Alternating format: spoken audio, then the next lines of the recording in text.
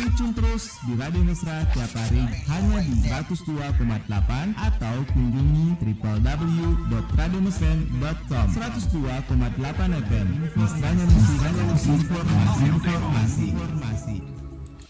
Iya, Assalamualaikum warahmatullahi wabarakatuh dan selamat pagi Samsera. Alhamdulillah di pagi hari ini, tepatnya di edisi siar kami hari Jumat tanggal 9 Agustus bertepatan dengan 4 Safar 1446 Hijriah, kami hadir kembali membersamain Samsera semuanya di 102,8 Mesra FM, mesranya musik dan informasi.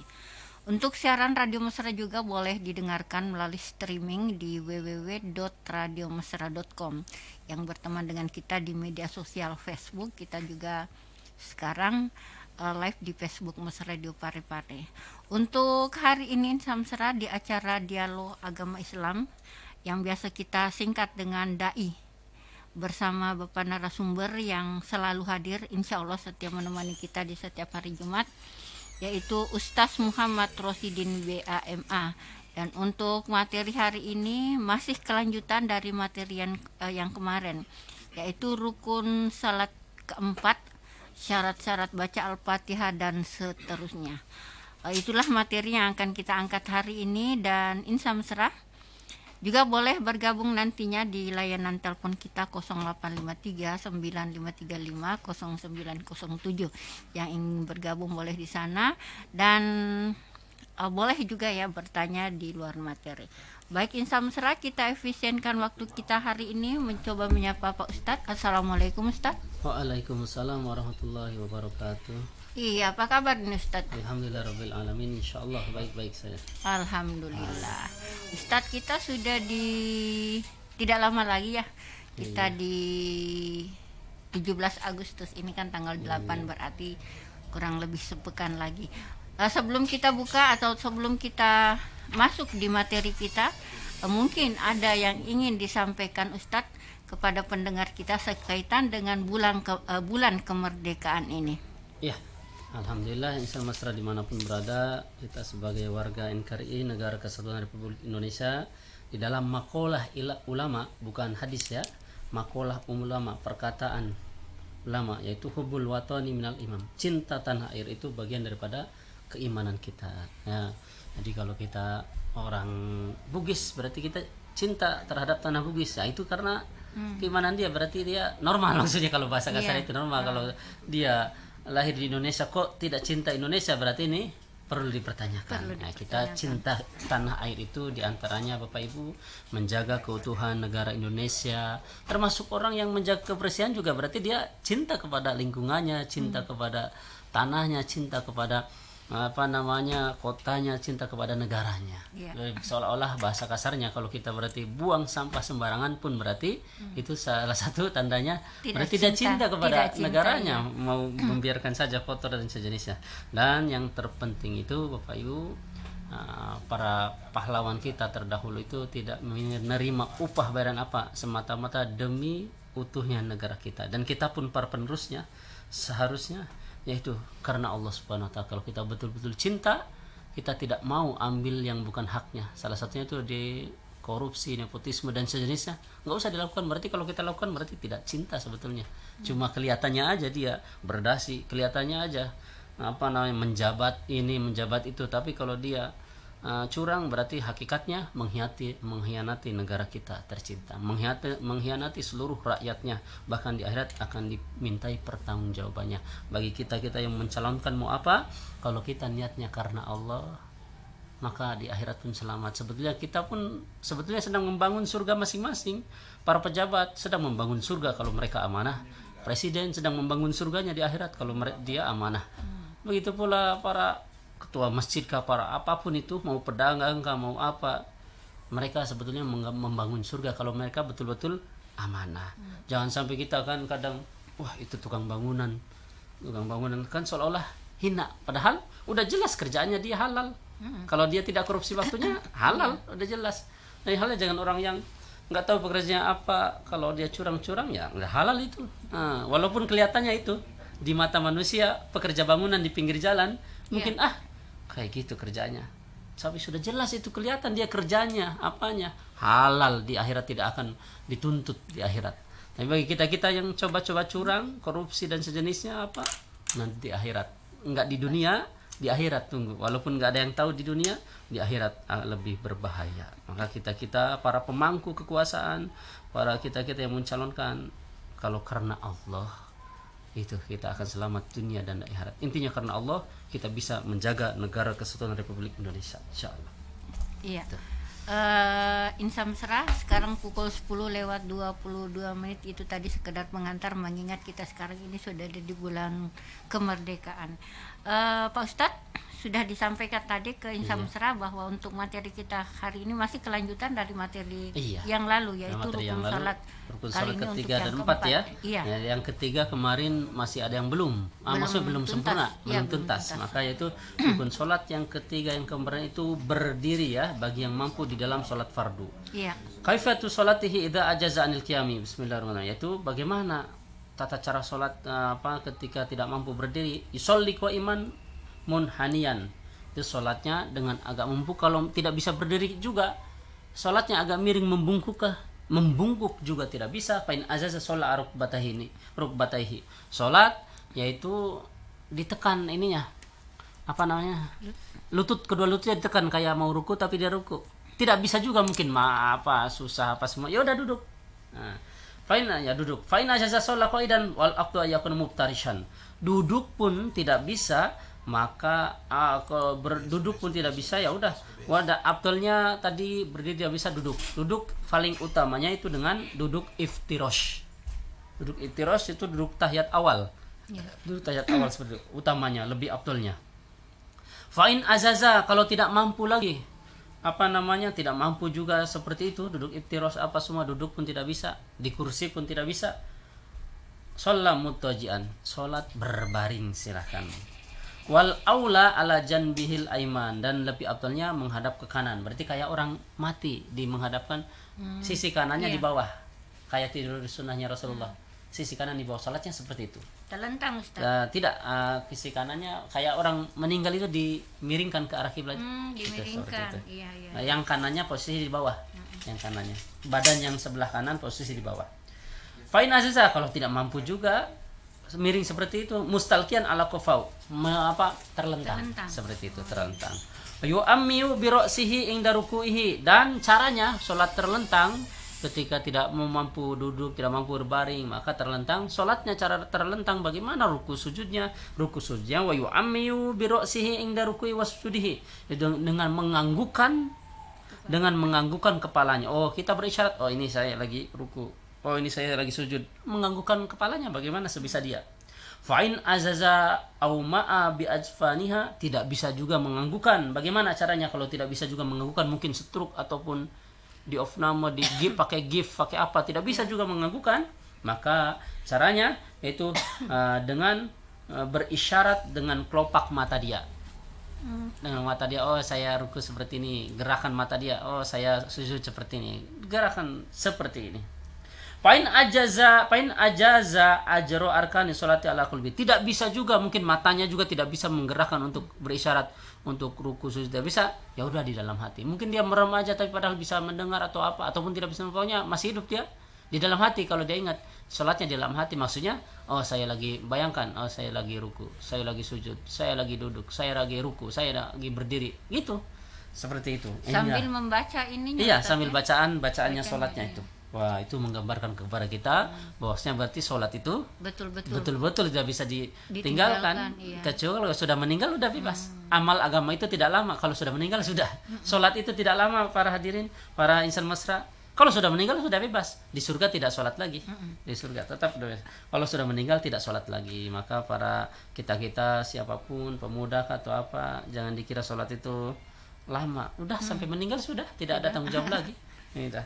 Ustaz, kalau misalkan ini kan tadi sudah dijelaskan kalau kita baring bagaimana. Kalau misalkan posisi duduknya tidak bisa di kursi, di bawah bagaimana itu? Iya, memang kan duduknya itu kalau di zaman dulu malah ini memang duduknya di bawah.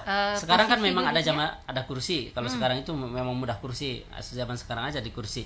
Nah itu kalau zaman dulu ini dicontohkannya itu dengan duduk di bawah. Posisi duduknya bagaimana? Posisi duduknya itu afdolnya itu iftirosh. Afdolnya itu duduk tahiyat awal. Oh, tahiyat awal. Ataupun duduk di antara dua sujud. Oh, begitu. Itu kayak itu, iftirosh itu. Iya. Jadi lututnya ini dengkulnya ke depan semua. Itu. Kakinya di bawah semua. Itu afdolnya seperti itu. Tidak bisa seperti itu, ya udah, silaka atau duduk apa, yang penting dia bisa. Oh iya. Mas'alatun law shalla qa'idan thumma amkanul qiyam badal ajazi hal yajibu alaihi yami. Kemudian bagaimana Ustaz ini?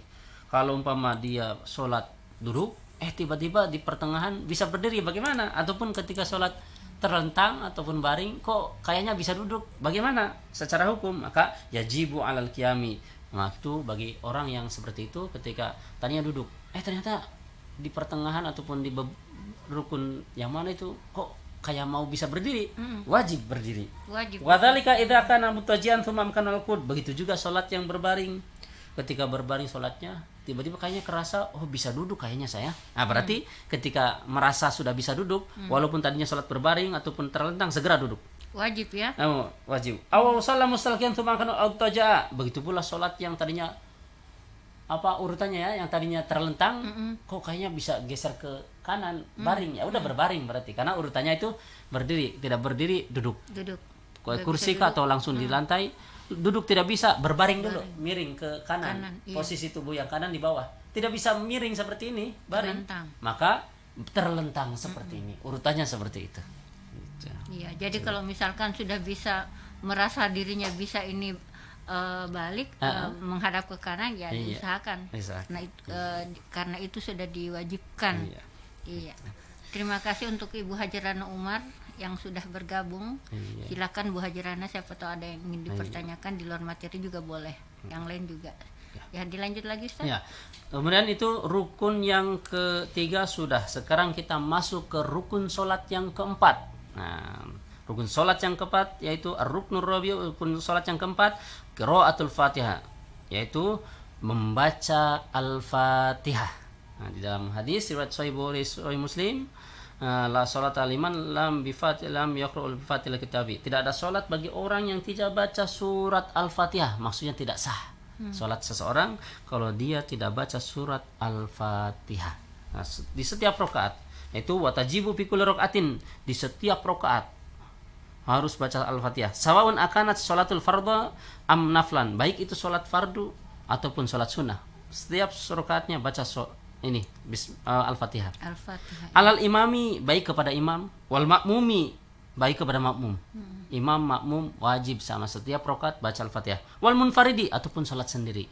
Setiap rakaatnya wajib baca Al-Fatihah.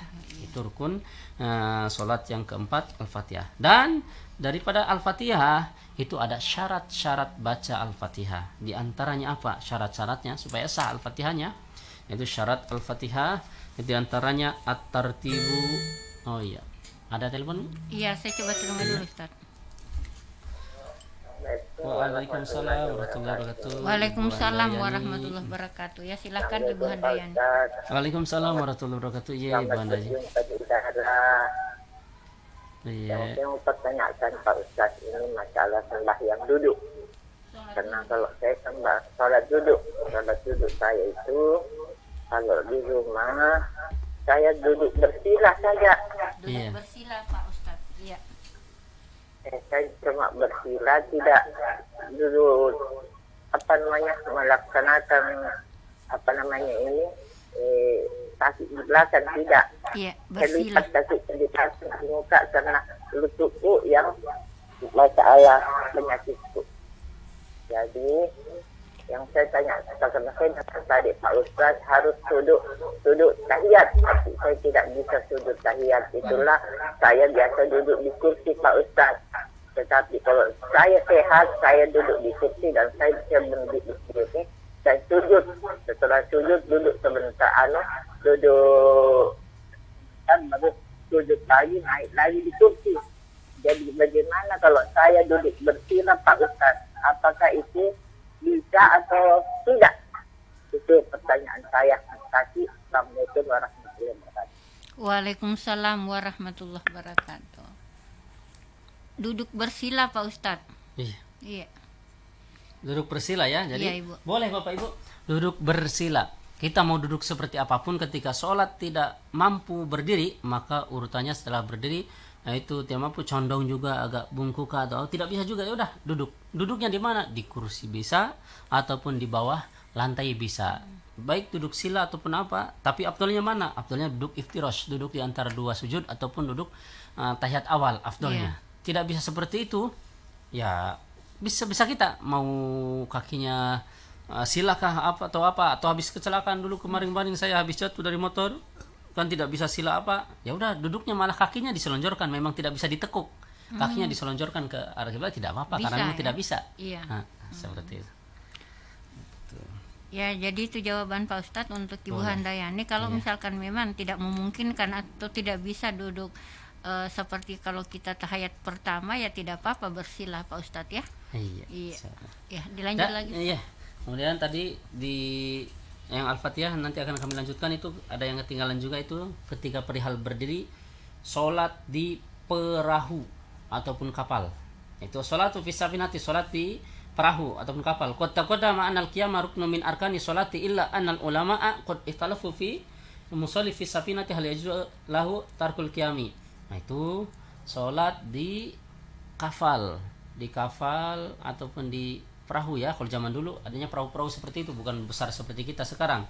Bagaimana ini terjadi perbedaan pendapat antar ulama madhab. Yang 4 madhab itu perbedaan pendapat. Kalau Syafi'i fa'ilan minasati wa faqaidan, kalau tidak mampu berdiri duduk. Kalau zaman dulu kan kapal malah kalau berdiri takutnya terguling, takutnya tenggelam. Sholat fiha qa'iman illa anta khofa al-gharqa. Sholat berdiri kalau tidak ditakutkan akan tenggelam, kalau tidak ditakutkan oleng kapalnya, perahunya, ya, tidak terbalik, sholat. Tapi kalau ditakutkan akan terbalik, ya udah sholat duduk, walaupun sholat wajib. Kan sholat wajib itu wajibnya berdiri selama dia mampu. Tapi ini posisinya di perahu ya, perahu kecil, perahu tidak bisa, kalau memungkinkan. Kalau berdiri mungkin takut terguling, ya udah berarti duduk. Tapi kalau seperti perahu nelayan kan bisa berdiri ya, karena tidak oleng. Nah, berdiri berarti karena salah satu syarat daripada sholat Bapak Ibu harus nempel di bumi. Nah ini kita sholat di kapal kan kapalnya di air ke bumi sah. Yang tidak boleh itu sholat di udara ataupun di pesawat. Ustaz, bagaimana kalau yang sholat di pesawat? Sholat di pesawat namanya Bapak Ibu bisa namanya sholat lihurmatil waktu, sholat menghormat waktu karena waktu sholat sudah tiba. Tapi karena tidak memungkinkan kita untuk sempurna sholat sebisa kita, entah pakai tayamum ataupun tidak, entah ada wudhu ataupun tidak, bisa. Sholat sebisanya, pergerakannya sebisanya. Saya bisanya di kursi seperti ini di pesawat karena nggak mungkin kita jalan-jalan terus di pesawat kan, nggak diperbolehkan sama pramugara. Udah sholat di kursi pesawat seperti ini. Ataupun di mobil yang mana mobilnya rental bukan mobil pribadi, tidak bisa berhenti, dikasih tahu juga berhenti mau sholat, supir diam saja, mungkin nggak mau, ya udah sholat sebisa dia. Namanya sholat hormatul waktu, sholat karena menghormat waktu sholat sudah tiba, sholat sebisa dia. Tapi kalau sudah sampai sholatnya dikodok, lalu apa gunanya itu? Gunanya itu andaikan umur kita belum sampai, umur kita tidak sampai ketika sudah sampai, kita tidak ada tanggungan lagi karena sudah sholat dihormatil waktu. Tapi kalau ternyata masih hidup, sholatnya diganti. Kenapa? Karena sholat tadi belum sempurna, sholat di pesawat tidak nempel ke bumi, ataupun sholat tadi di mobilnya nggak mau berhenti, kita sholat sebisanya di kursi seperti itu karena tidak sempurna syarat-syaratnya. Lalu jadi apa tadi sholatnya? Terhukumi nanti pahala, tetap terhukumi pahala, tapi yang wajibnya dikodo juga. Dikodo juga. Seperti itulah hukum. Jadi kalau ada orang terbang, andaikan seperti zaman dulu mungkin orang-orang tua kita terdahulu punya amalan-amalan, mungkin ada kan diantaranya beberapa amalan-amalan mungkin yang orang-orang yang biasa ngamalin, tapi kalau yakinnya kepada Allah berarti ilmu yang dibenarkan syariat karena mintanya kepada Allah. Seperti para sahabat kan, sahabat itu di dalam kitab hadis juga Bapak Ibu, misal mesra itu mau menyeberang, mau dakwah ke suatu kampung, di depannya lautan, maka sahabat berhenti dulu berdoa, yang lain diinstruksikan juga berdoa. Ya alimu, ya azizu, ya sami'u, wahai Allah, zat yang mengetahui, zat yang mendengar apa semua, saya mau dakwah ke kampung sana itu di seberang lautan. Ya Allah, saya tidak bisa ya Allah, dengan izin Allah saya mau nyebrang, karena zaman dulu mungkin susah juga pakai kayu di mana, ataupun waktu belum ada perahu susah juga. Ya udah, akhirnya dengan izin Allah itu sahabat Ala al-Hadrami, Allah itu sahabat Ala al-Hadrami dari Hadramat, menyeberangi lautan, semuanya pasukannya ikut juga sampai ke kampung tersebut karena niatnya memang mau dakwah karena Allah. Itu sebelumnya munajat kepada Allah, berdoa kepada Allah. Akhirnya dia tanpa melihat ke lautan apa jalan aja sama kuda-kudanya sama apanya ke lautan sampai ke ke kampung seberang tersebut. Sama sekali dalam hadis sama sekali tidak kena percikan air sedikit pun kaki kudanya, kaki mereka karena yakinnya kepada Allah. Jadi jangan sampai itu bid'ah, syirik apa semua. Kalau ada yang memang kalau ada yang seperti itu kita jangan percaya. Cuma kalau ada yang bisa, itu atas izin Allah Subhanahu wa taala. Yang penting mintanya kepada Allah, ya bisa saja kan.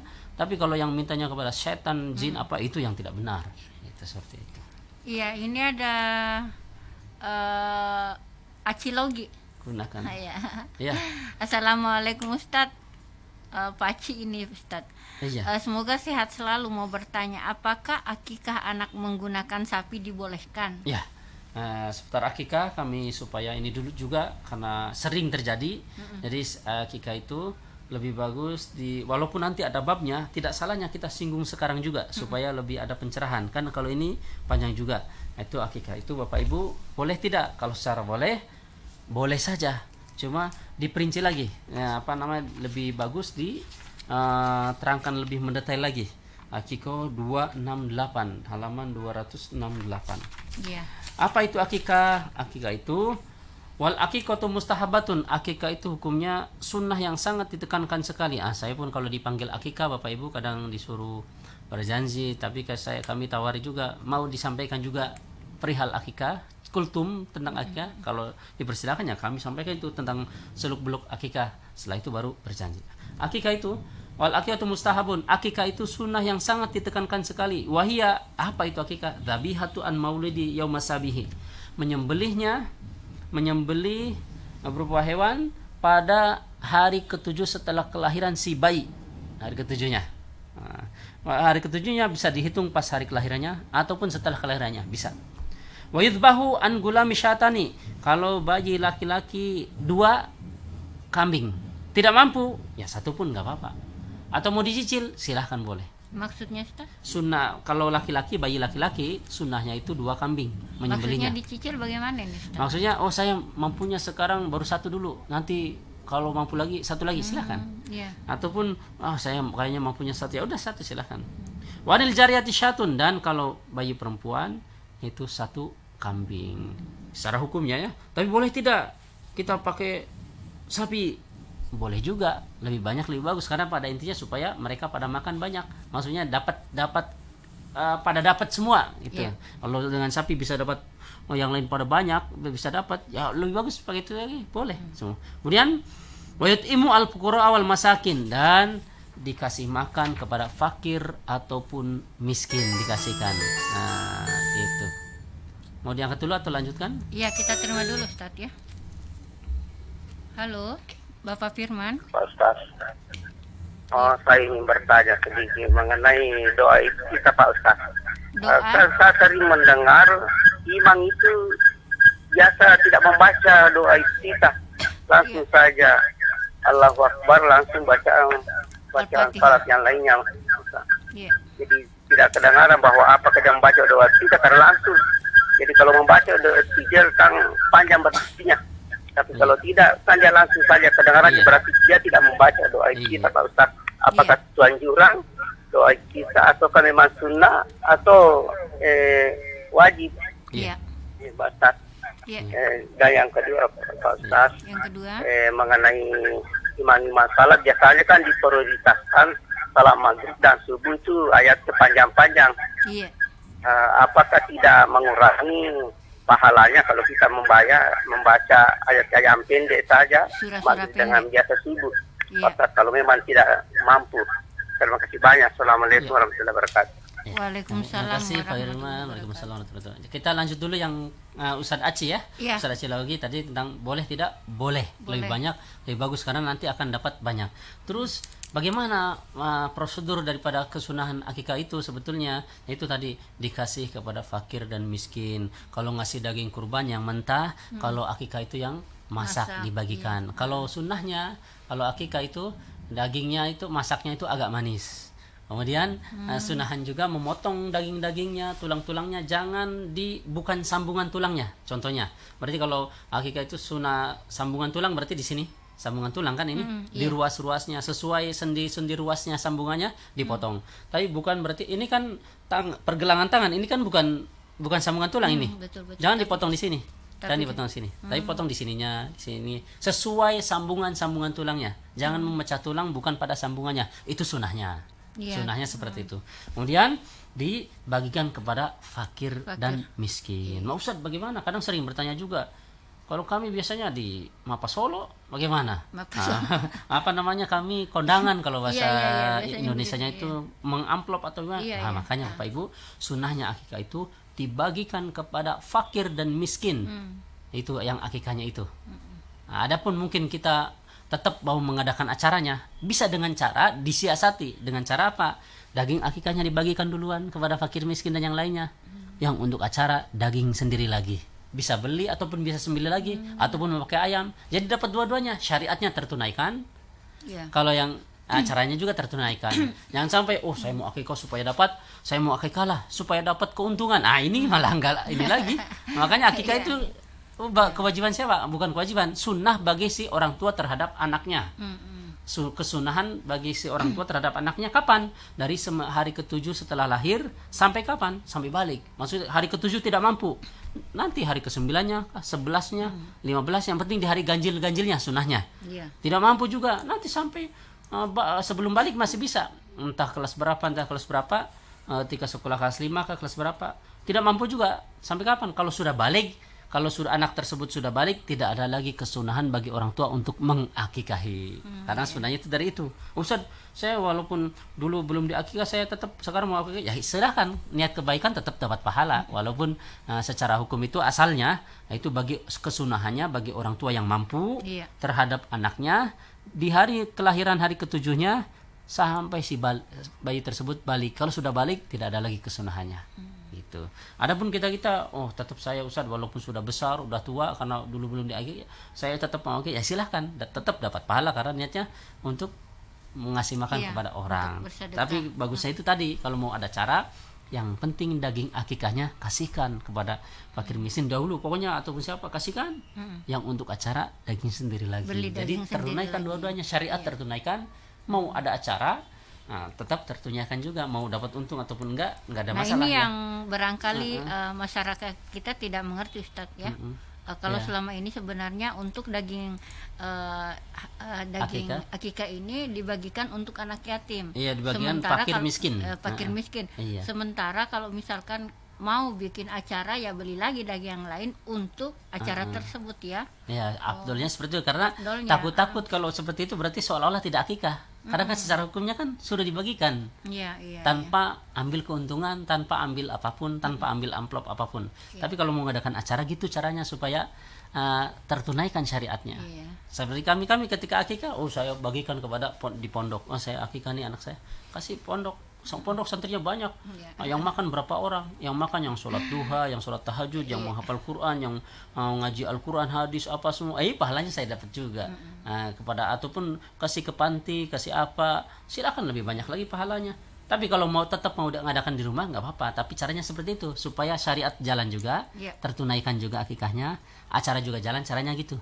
Yang akikahnya bagikan ke tetangga, ke siapa, keluarga siapa silahkan, ataupun fakir miskin yang afdalnya bagikan semuanya. Yang untuk acara daging sendiri lagi, nyembelih lagi kah atau beli lagi kah, jadi dapat dua-duanya. Dan juga jangan sampai berpikir saya mau akikah supaya dapat keuntungan, supaya dapat kembali bahkan beberapa kali lipat, kenalannya banyak. Ini malah nggak akikah itu. Nggak akikah itu apa namanya dapat keuntungan. Selanjutnya Ustaz, tadi ada pertanyaan dari bapaknya Firman, ini ada dua pertanyaannya. Yang pertama doa iftitah Ustaz, biasa katanya ada imam seolah-olah itu tidak baca doa iftitahnya, langsung Allahu Akbar. Ya, pada dasar hukum Al-Fatihah itu iftitah Bapak Ibu ya. Insan mesra dimanapun berada, Pak Firman ataupun siapapun, iftitah itu sunnah. Dan kalau dilakukan bagus, karena baik imam maupun makmum sunnahnya baca iftitah dulu, baca iftitah. Setelah iftitah baca juga ada doa-doa itu yang Nabi selalu baca setelah iftitah, antara iftitah dan Al-Fatihah. Nabi selalu doa itu. Allahumma nakkini minal khotoya kama yanqat thawbul abyad minad danas. Allahumma ba'id baini wa bainal khotoya kama yanqat thawbul abyad minad danas. Ya Allah, jauhkanlah antara saya dengan dosa saya seperti Engkau telah jauhkan antara timur dan barat. Ya Allah, sucikanlah, bersihkanlah dosa saya seperti halnya baju putih dibersihkan daripada kotoran. Nah, itu Nabi selalu doa itu. Setelah doa iftitah Nabi doa itu. Nah, kalau kita mau, tapi kalau kita tidak baca itu pun tidak apa-apa, langsung Al-Fatihah pun tidak apa-apa. Karena tidak wajib. Yang wajib itu Al-Fatihahnya. Ya? Tapi kalau bisa baca itu sunnah. Tapi kalau takut kelamaan makmum, udah seperti itu. Terus yang kedua tadi nih Ustaz, bacaan sholat ya. Bacaan sholat untuk sholat ketika subuh dan maghrib kalau bacaan yang pendek-pendek tidak mengurangi pahala. Nah, tetap Bapak Ibu, jadi kesunahannya itu lebih afdal mana antara potongan-potongan ayat walaupun panjang sama cuma surat pendek. Lebih afdal satu surat full walaupun pendek kalau bicara afdalnya. Terus kalau kita punya hafalan, ya sunnah itu ketika murojaah, kita bagus murojaah sambil ketika sholat kita murojaah hafalannya, tidak apa-apa. Dan rokaat pertama sunnahnya panjang daripada rokaat kedua. Dan juga jangan terlalu panjang para imam, anak muda ataupun siapa imam. Makanya itu nanti ada bab imam tersendiri, kita bahas semuanya. Makanya kita jangan berhenti menuntut ilmu ya. Menuntut ilmu agama itu wajib dari semenjak lahir sampai ke liang lahat. Itu cara imam aja ada aturan-aturannya, bacaan aja ada aturan-aturannya. Rokaat pertama lebih panjang daripada rokaat kedua. Urutannya jangan diacak-acak. Yang urutan yang atas dulu baru yang bawah. Contohnya seperti Ahlakumut sama idza zulzilatil ardu zilzalaha sama Ahlakumut, berarti mana dulu? Idza zulzila dulu, bukan Ahlakumut dulu. Idza zulzila baru Ahlakumut. Dari bawah atas ke bawah. Seperti Tabats, idza sama Tabats. Nah, kalau mau baca pakai dua surat ini berarti idza dulu baru Tabats. Idza rokaat pertama, Tabats rokaat kedua. Jangan dibalik. Rokaat pertama Al-Lahab, Tabats ada, rokaat kedua An-Nasr, idza ja'a nasrullah. Nah, itu terbalik. Memang sah, tidak apa-apa, cuma tidak sesuai kesunahannya. Kesunahannya itu urutannya dari atas dulu baru bawah. Seperti tadi, nah itu kalau rakaat yang panjang-panjang sama yang pendek bagaimana? Kalau yang jelas kalau umpama satu surat Ahlakumut kan lebih panjang daripada Qul Huwallahu Ahad. Nah, daripada Al-Ikhlas. At-Takatsur sama Al-Ikhlas lebih panjang At-Takatsur Ahlakumut. Maka lebih banyak pahalanya Ahlakumut. Daripada Qul Huwallahu Ahad, karena satu surat full. Intinya satu surat full lebih baik daripada potongan-potongan ayat tidak sempurna, lebih afdol. Lalu bagaimana kita imam? Ya lihatlah, kalau waktunya pendek, udah biasa aja, nggak usah panjang-panjang. Ada sahabat Nabi di dalam hadis lagi, masih di hidup zaman Nabi. Ya, di Hayatus Sahabat jilid 3 juga ada. Nah itu ada satu sahabat ngadu kepada Rasulullah, ya Rasulullah, itu si fulan itu kalau sholat panjang-panjang, kami ini sudah tua apa sebenarnya. Akhirnya dipanggil, suruh bawa ke sini, panggil sini, dikasih nasihat. Kamu kalau imam lihat makmumnya bagaimana, mereka mampu nggak, ada kesibukan nggak, banyak kesibukan nggak, ataupun tua nggak. Kalau mereka banyak yang tua, ya udah biasa aja, jangan yang panjang-panjang, karena nggak semua orang mampu. Kecuali kita sholat sendiri panjang-panjang, standar aja. Kecuali di pesantren Bapak Ibu. Kalau di pesantren memang sekalian latihan secara murajaah supaya ingat hafalannya. Kalau kita ini di tempat umum, ada yang kesibukannya apa, mungkin jualan, dagang atau kerja, mungkin nggak, harus cek log, harus apa. Jangan sampai gara-gara kita panjang malah ini dagangan saya ditinggal, ini nanti ada yang enggak, jadi nggak usah, udah biasa saja. Kita lihat, ini makmum kita kebanyakannya apa, kebanyakannya pensiunan, sudah tua, ya udah baca yang biasa saja. Kalau potongan ayat pun yang tidak terlalu panjang, kecuali pas ada momen-momen tertentu yang panjang, ya panjang, silakan ketika mampu. Seperti itu, lihat situasi kondisinya. Masih ada waktu Ustadz. Kita masih ada waktu kurang lebih 10 menit lagi nih. 10 menit lagi? Iya. 10 Kemudian menit lagi. Syarat daripada Al-Fatihah tadi ya, diantaranya at-tartibu, tertib. Itu jangan diacak-acak. Tertib. Kemudian tidak faida akhala bitartibi ma'adami taghyiril ma'na lam tujzihu fayu'idu murattiban litasihha qira'atuhu. Dan juga jangan ya ada yang merubah-rubah hurufnya apa semua mura'ata hurufiha falau asqata harfan wahidan batalat salatuhu wa kadzalika law abdala harfan biharfin. Jangan ada yang hilang hurufnya satu huruf pun ataupun diganti dengan huruf yang lain. Nah, ini tidak sah juga, pokoknya harus dijaga semua huruf-hurufnya. Jangan dikurangi walaupun satu, jangan hilang walaupun satu, jangan ditambah walaupun satu ataupun dirubah walaupun satu huruf, tidak bisa, harus sesuai huruf-hurufnya. Wal muwalatu estafet tanpa adanya jeda, berketerusan. Jangan dijeda. Fayadurru idza afasala baina ayatiha ziyadatan ala saktatin tanafusi. Nah, maka akan membatalkan kalau dia jedanya terlalu lama. Jedanya seperti melebihi sakta. Kan sakta itu mimmar qadina hadza ma wa'ada rahmanu sadaqul mursalun, berhenti sejenak tapi tidak bernapas. Ini kalau berhentinya alhamdulillahirabbil alamin, berhenti lama. Ini kalau lama lebih batal. Alhamdulillahirabbil alamin Ar-Rahmanir Rahim. Karena ini masih bisa ini. Tapi kalau berhenti yang betul lama, alhamdulillahirabbil alamin. Wah, sengaja ini. Lama tuh apa? Ini kalau lama ini malah membatalkan, makanya jangan agak lama. Gitu. Mura'atu tasydidatiha, menjaga tasydidnya Al-Fatihah. Ya, Ustaz, kita terima dulu ya. Oh ya, ada teleponnya. Iya.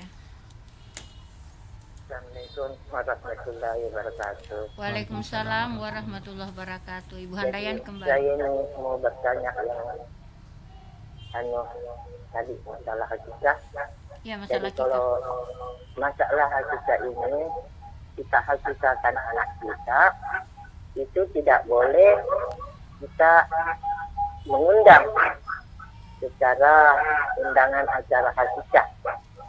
Karena kalau cuma hajat dan mengatakan acara hakikah, pasti orang semua datang membawa amplop.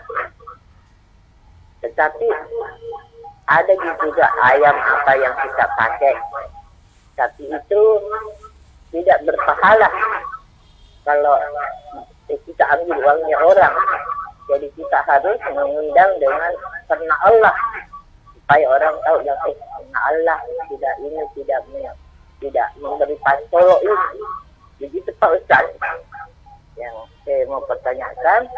Jadi kalau kita mengambil pantolonya orang, berarti orang itu membeli makanan anak kita.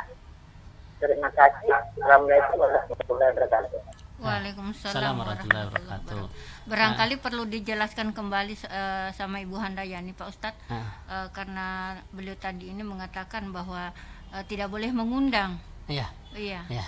Jadi Pak Ibu, kesunahan akikah itu diantaranya kita dikasihkan kepada fakir dan miskin daging akikahnya. Sunnahnya itu kalau akikah daging masaknya agak manis, potongan-potongan tulangnya tidak memecah daripada sambungan-sambungan tulangnya, bagikan kepada fakir miskin dalam keadaan masak. Nah, itu afdolnya, seperti itu caranya. Nah, adapun kita mau mengundang, makanya supaya, karena kan di setiap daerah beda-beda tempat, beda adatnya. Iya, kalau adat di sebagian Bogor itu, Bogor Jawa Barat, itu yang akikah malah yang ngasih amplop pada orang-orang. Yang akikah sendiri daging dibagikan, tapi dia kasih juga. Nah, ini karena dia syukuran itu ya. Beda dengan di sini, Ustaz. Di setiap daerah kan ada adatnya ya. Adat biarkan. Yang penting tidak bertentangan dengan syariat. Makanya supaya dapat dua-duanya, Ibu mungkin kita kalau tidak mengundang takut dikira sombong kah atau apa. Maka kan kalau mengundang juga seolah-olah kalau yang ngamplop nanti seolah-olah itu kan beli makanan. Seolah kayak tidak kayak nol-nol, kayak tidak akikah. Makanya caranya itu, makanya kami sampaikan tadi caranya supaya akikahnya dapat pahalanya juga. Itu yaitu caranya supaya akikahnya tersalurkan, akikahnya secara sehat sudah sah. Itu yang akikahnya itu dibagikan.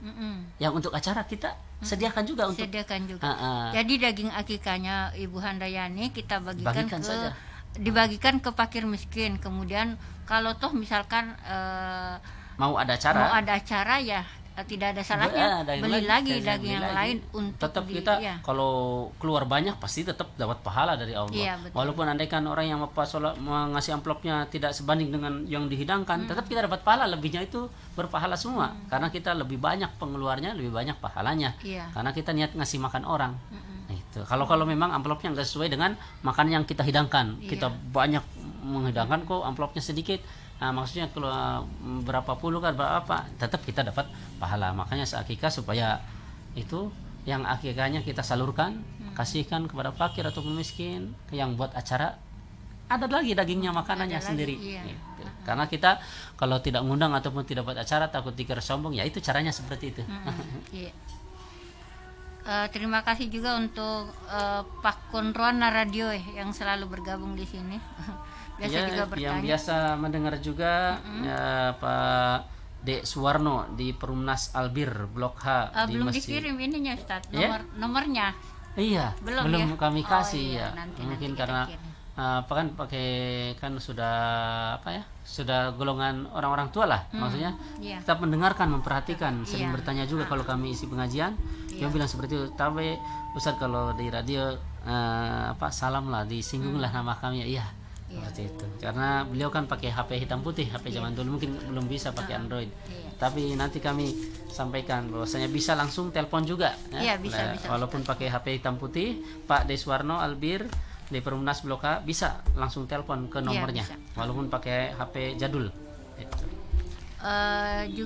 Untuk pembahasan kita Ustadz belum selesai kayaknya ya. Belum selesai karena memang ini rukun-rukun sholat panjang. Waktu kita hari ini sepertinya tidak bisa lagi kita tuntaskan Ustadz ya. Insya Allah mudah-mudahan Jumat berikut kita masih diberi kesehatan, kesempatan, tentu kita lanjutkan kembali Ustadz pembahasan kita ya. Ustadz terima kasih untuk ilmunya hari ini. Terima kasih juga untuk semua pendengar kita yang gabung di Facebook, yang sudah mendengar kita meskipun tidak bergabung. Insya Allah ilmu yang kita dapatkan hari ini ada manfaatnya, kita bisa mengaplikasikan manakala kita sedang beribadah ya. Wabillahi taufiq wal hidayah. Wassalamualaikum warahmatullahi wabarakatuh. And now